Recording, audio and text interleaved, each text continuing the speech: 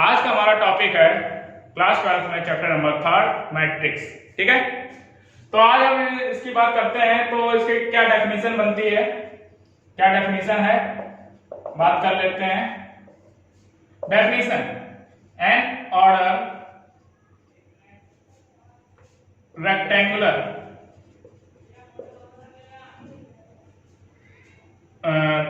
N order rectangular array, array मतलब arrangement, array of function.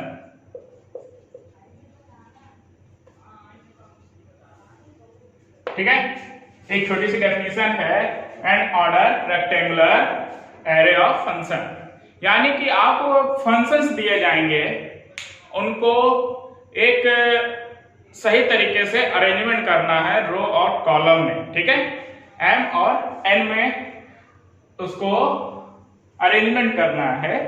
ठीक,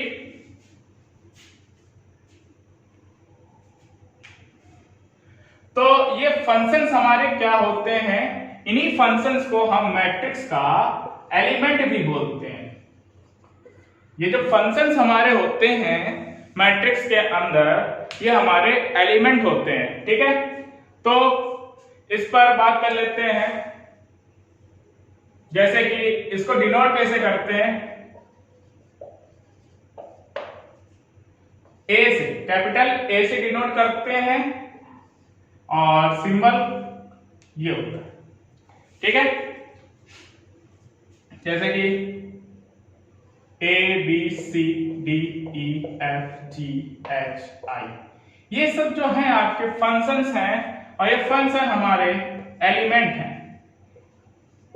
ठीक है, डेफिनेशन जो हमने फंक्शन बोला है वो सब आपके ये एलिमेंट हैं। ठीक है, और ये इस तरह से आपके ये जो अरेंजमेंट हुआ है, हॉरिजॉन्टली अरेंजमेंट हुआ है कंप्लीट, इसे बोलते हैं रो।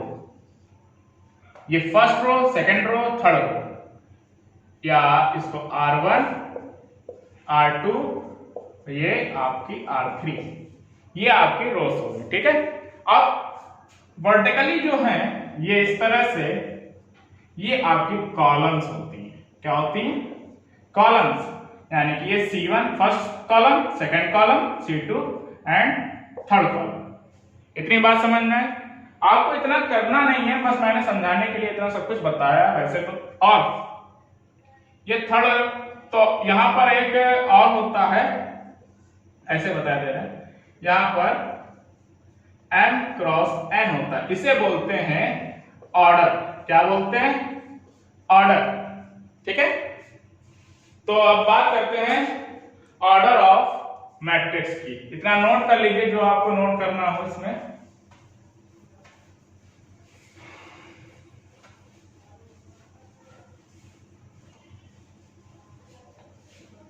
ऑर्डर ऑफ मैट्रिक्स,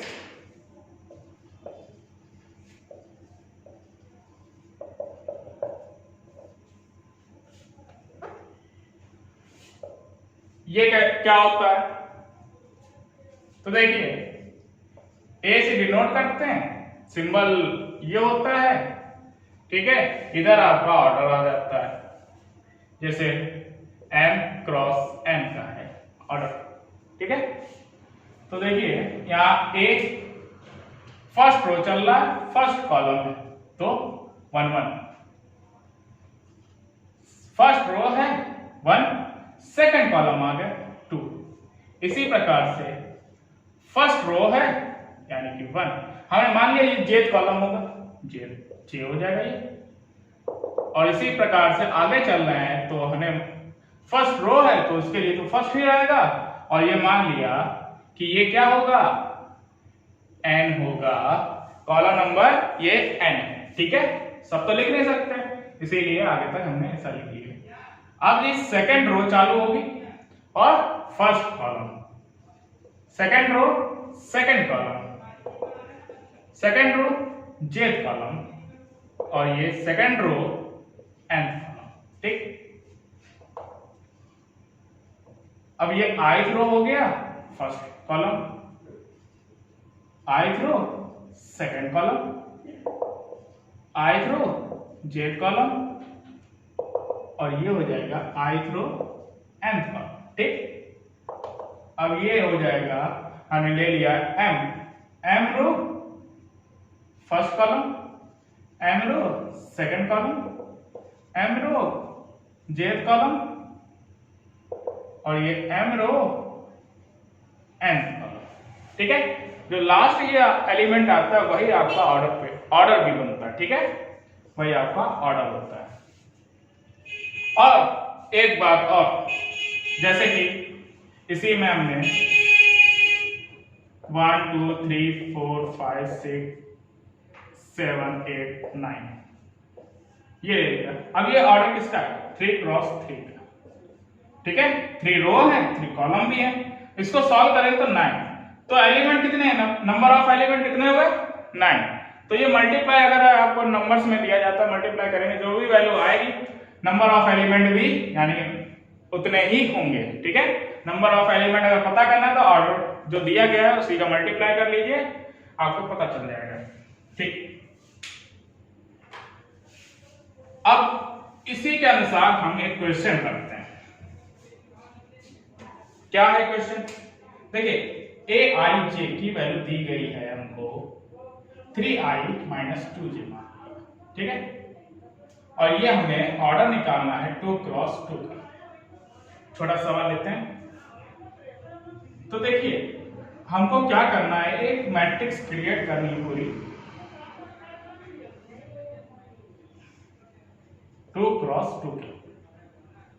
इसका ये मतलब है 2 रो होंगी और 2 कॉलम होंगे, यानी कि A first row first column 1 1, first row second column second row first column second row second column, इस तरह से हो गया। अब देख रहे हैं हमें इन सब की वैल्यू चाहिए। तो देखिए i की जगह पर यहाँ a11 के लिए i की जगह पर 1 एंड j की जगह पर 1, तो 3 × 1 - 2 × 1 ये मिल गया 3 - 2 = 1। a12 तो 3 × 1 i की जगह पर 1 j की जगह पर 2 तो 2, 3 - 4 = -1। a21 3 1 तो है नहीं, 2 1 तो i की जगह पर 2 और j की जगह पर 1 कितना आ जाएगा? 6 - 2 = 4। a22 i की जगह पर 2 j की जगह पर 2 ये हो जाएगा 6 - 4, ये हो जाएगा आपका 2। अब जो मैट्रिक्स बनेगी वो ऐसे बगल में बना देते हैं।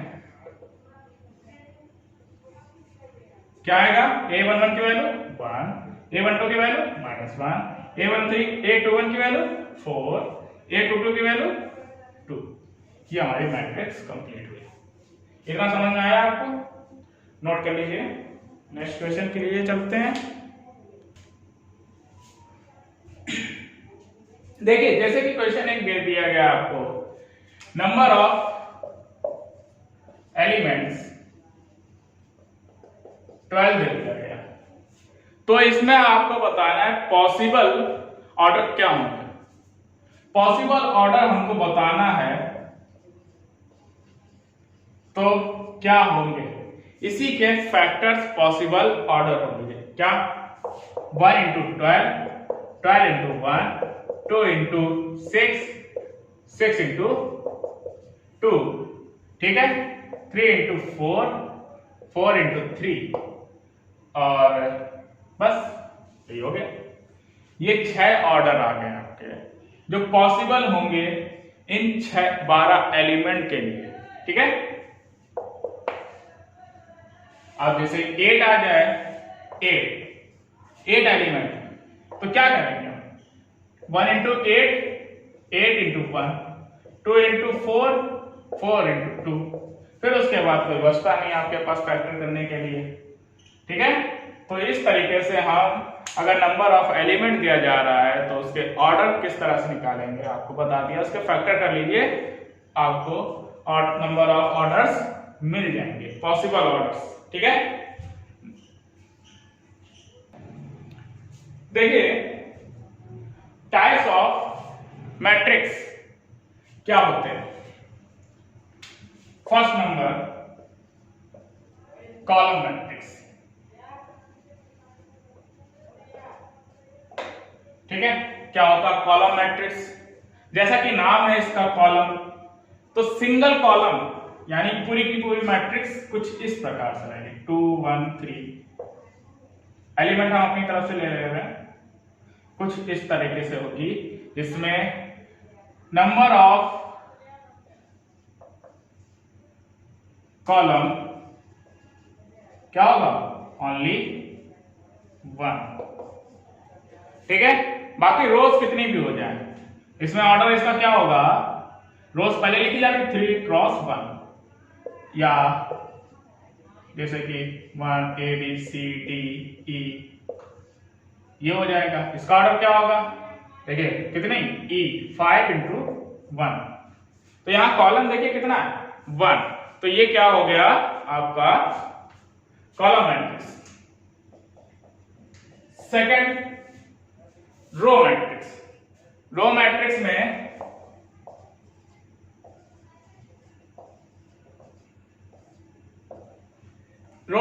में जैसा ही इसके साथ जस्ट अपोजिट, इसके साथ रो मैट्रिक्स में आपका नंबर ऑफ रो कितना हो जाएगा? ओनली 1।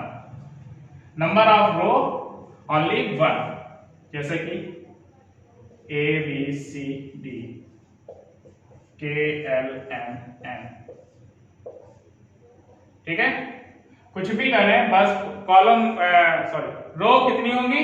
ओनली 1, और इसका ऑर्डर क्या बन जाएगा इस प्रकार से 1 इंटू रो 1 है और 4 कॉलम है, 1 रो 4 कॉलम।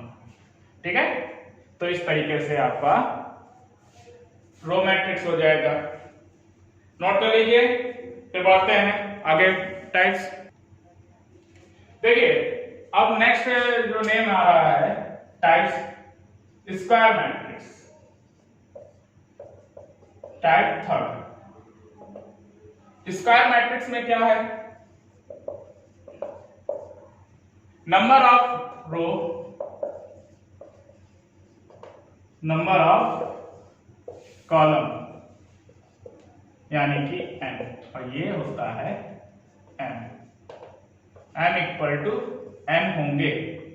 m और n की वैल्यू सेम होगी, जैसे कि 1 2 3 4 5 6 7 8 9। ठीक है, तो 3 क्रॉस 3 या A B C D, 2 cross 2 या 4 5 6 1 2 3 4 5 6 7 8 11 1 2 0 1। ये 4 रो है 4 कॉलम, तो 4 क्रॉस 4 ये आपका, ये सब आपके क्या होंगे? स्क्वायर मैट्रिक्स होंगे। ठीक है, नोट कर लीजिए। नेक्स्ट देखिए अब type 4 diagonal matrix. Diagonal matrix में क्या है?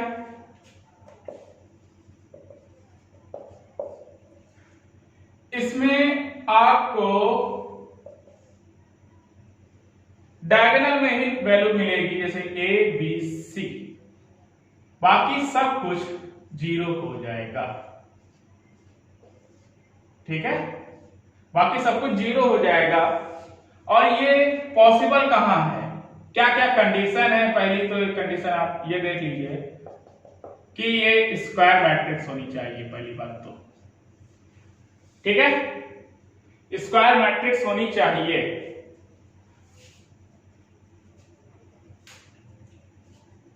और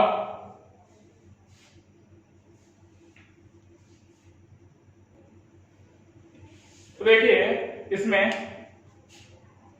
डायगोनल को छोड़कर बाकी सारे एलिमेंट 0 होने चाहिए। पहली कंडीशन है कि स्क्वायर होना चाहिए, स्क्वायर मैट्रिक्स होनी चाहिए, जैसे कि 3 क्रॉस 3। और क्या होना चाहिए? इसमें Aij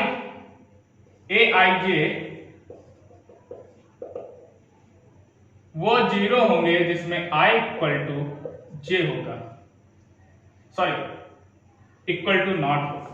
वो जीरो है जो इक्वल टू नॉट, यानी कि ये आई की वैल्यू यहां 1 है और जे की वैल्यू सेकंड कॉलम है तो 2, तो ये बराबर नहीं है तो इसलिए जीरो।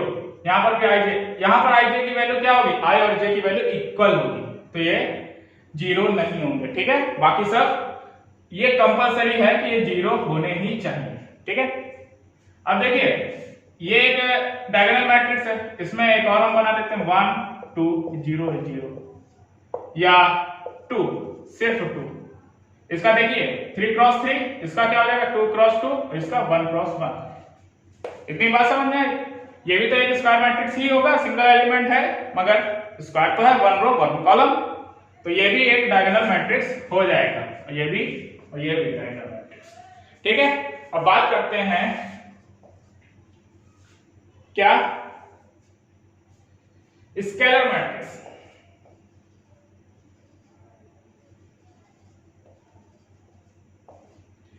स्केलर मैट्रिक्स में क्या होता है,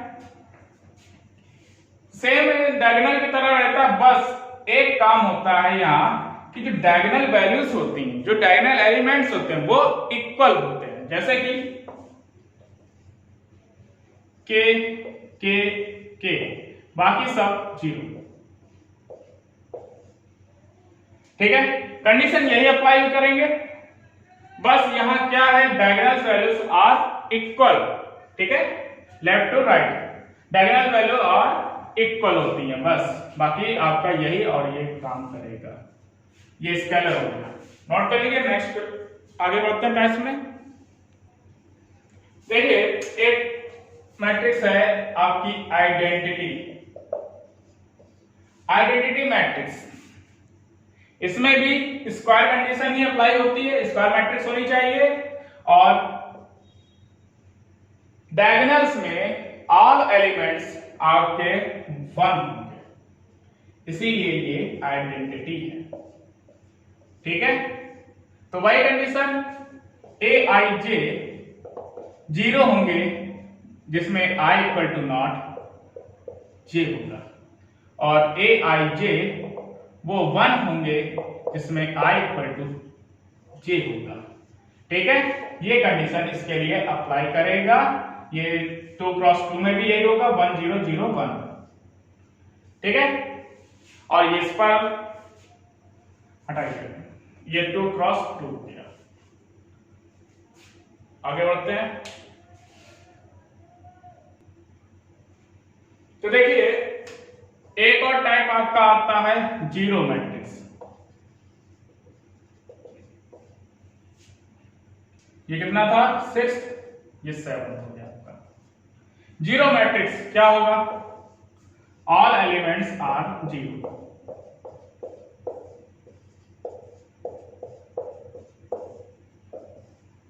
चाहे कैसी भी हो मैट्रिक्स,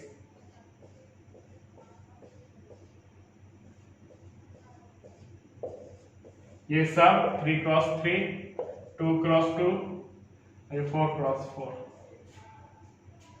तो ये आपकी क्या है जीरो मैट्रिक्स होगी। ठीक है, ऑल एलिमेंट्स जीरो होने चाहिए बस।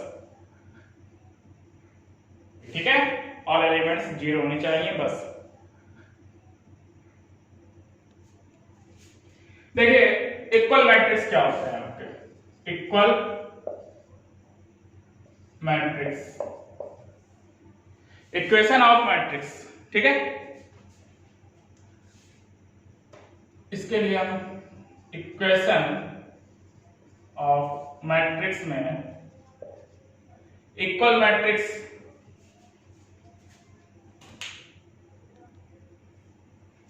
देखिए, अब आते हैं equation of matrix. Equation of matrix में क्या है, if 2 matrix are equal with same order. ठीक है,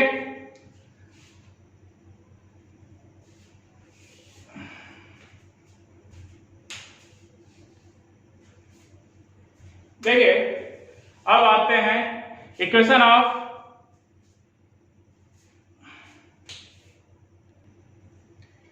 देखिए अब आते हैं equation of matrix. Equation of matrix क्या है? टू मैट्रिक्स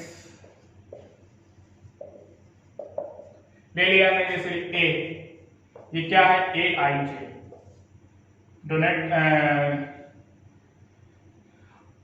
ऑर्डर करते। अब बी आई जे फॉर्म में, ठीक है। टू मैट्रिक्स और ये दोनों कैसे हैं? इक्वल तभी होंगे जब, पहली कंडीशन, जब ऑर्डर कैसा हो? Same order, same order.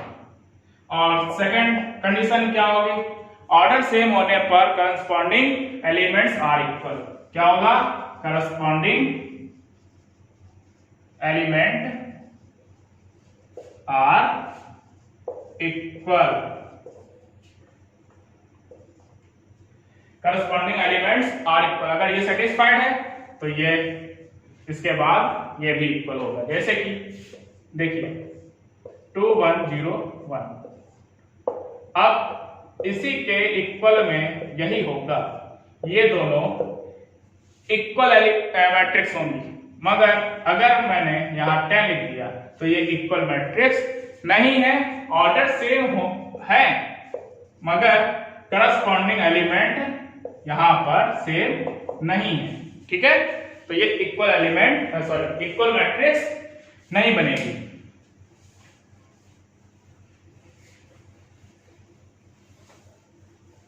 जैसे कि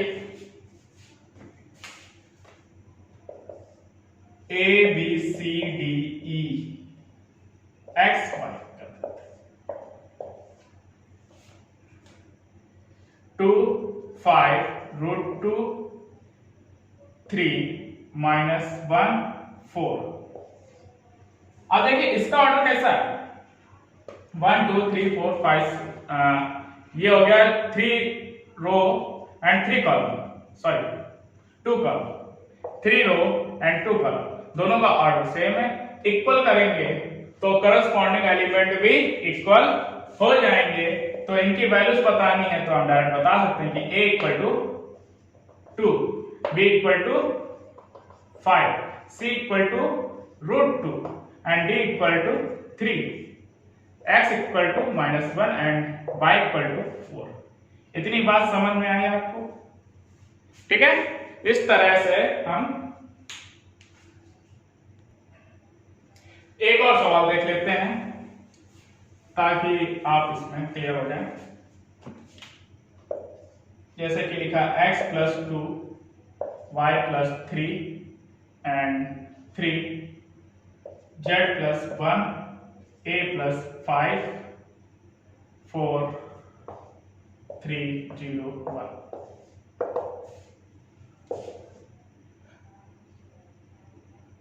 फाइव 6 3 4 1 0 3 9 6, ठीक है। अब हमको इसमें वेरिएबल्स जो वैल्यूज फाइंड करनी है, a x y z and a, ठीक है। ऑर्डर पहले चेक करेंगे, ऑर्डर सेम है, इक्वल हो जाएगा। इक्वल होने पर करस्पॉन्डिंग एलिमेंट इक्वल होते हैं। तो x + 2 किसके बराबर? 5 के। तो x इक्वल टू 5 - 2, तो x equal to 3। y + 3 equal to 6, तो y इक्वल टू 6 - 3, तो y इक्वल टू 3, ठीक है। 3, देखिए जो एलिमेंट्स कंप्लीट है उनको चेक कर लेना है पहले आपको कि वो इक्वल है कि नहीं है। अगर वो इक्वल है, जिनकी वैल्यू निकालनी है उनको छोड़कर बाकी जो एलिमेंट्स हैं वो सारे सेम है कि नहीं। अगर वो सेम है तो आप आगे करेंगे, अन्यथा नहीं करेंगे, गलत है, ठीक है। z + 1 इक्वल टू 9, तो z इक्वल टू 9 - 1 और ये 8 हो गया। अब a + 5 इक्वल टू किसके बराबर? 6 के, तो a इक्वल टू 6 - 5 यानी कि 1। अब कुछ रह गया?